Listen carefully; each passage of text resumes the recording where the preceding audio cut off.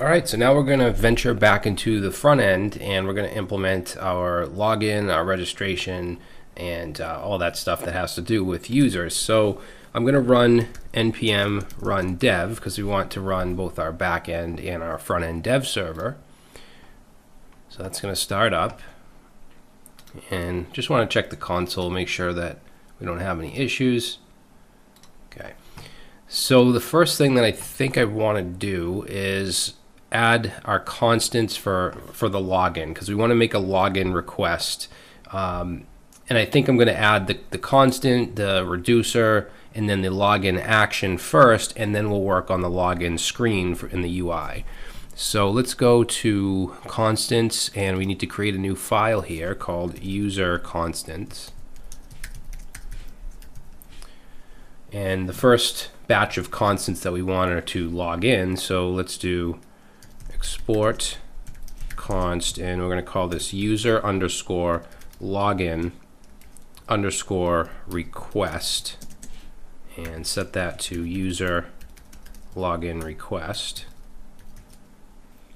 And then I'm just going to copy this down a few times, and this is going to be success.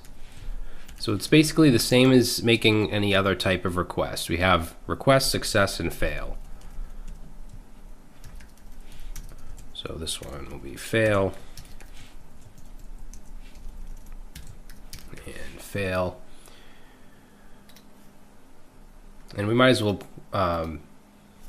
we'll just add our logout as well, because we're going to have a logout. So we'll just say user logout, logout. Good.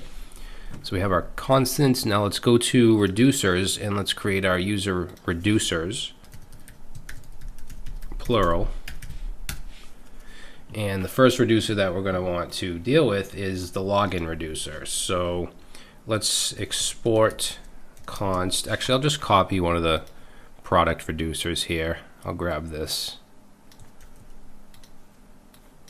So we're going to call this user login reducer. And this user login reducer, the state is just going to be an empty object to begin with. And let's add our user login request. Same here.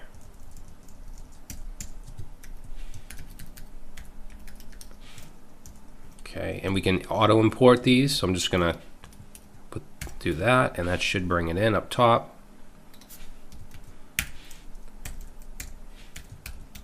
Okay, now for the request, we're just going to have loading true. That's all we need. Well, obviously, we don't want to deal with products here. So loading true. On success, we have loading false, and then the payload, we're going to add that to user info. And then on login fail, we're just going to have loading false, and then whatever is in the payload, that will be the error that we send.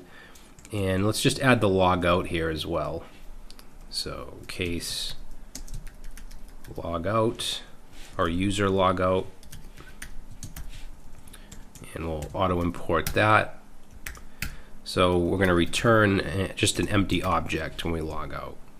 All right, so let's save that, and let's go into our store.js and bring that in. So first we want to bring the user reducer in. So let's say import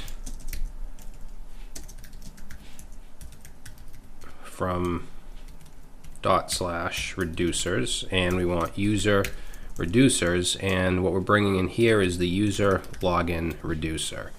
And then down in the state, not down in the state, down in the combine reducers here, let's set user login and set that to user login reducer.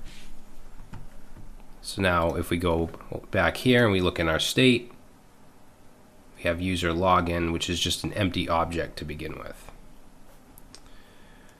So let's see.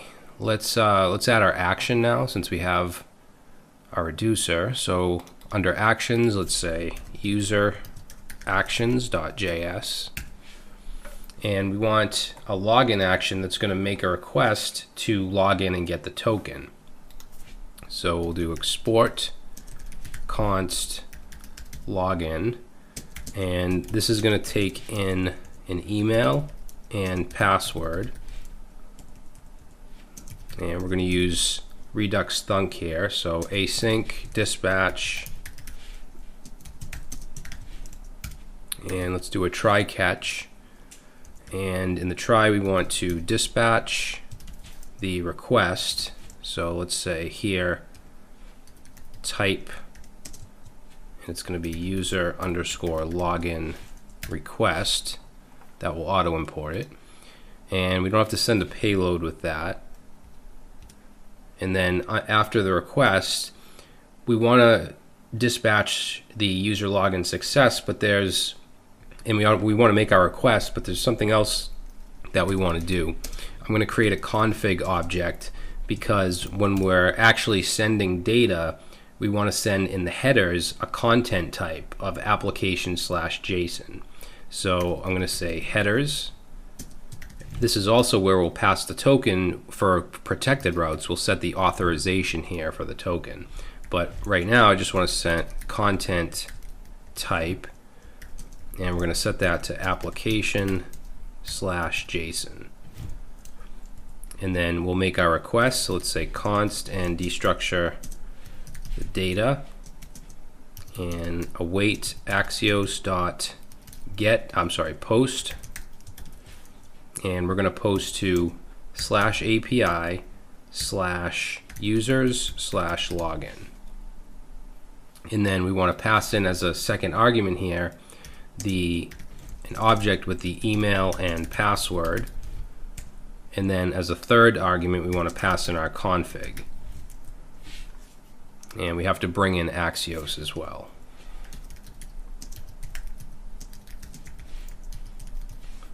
All right.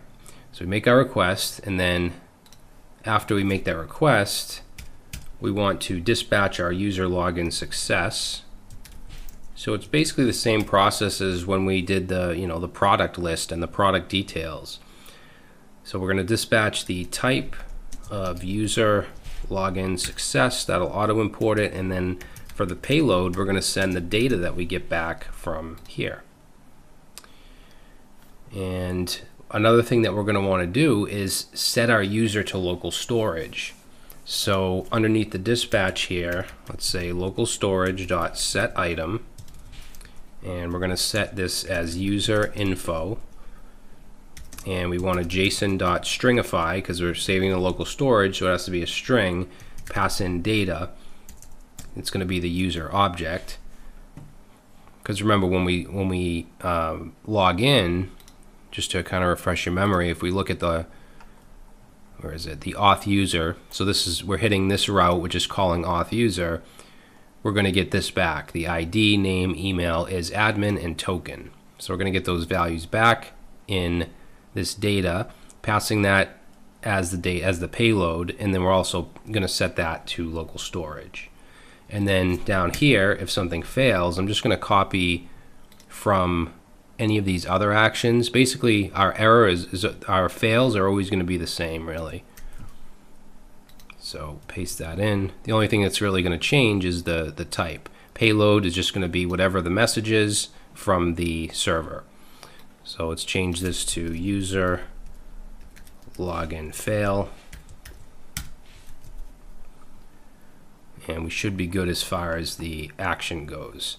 Now, just like we did with the cart, because remember we saved the cart items in local storage, we want to load those initially in our initial state in the store.js. So let's head over to store.js, and let's copy this.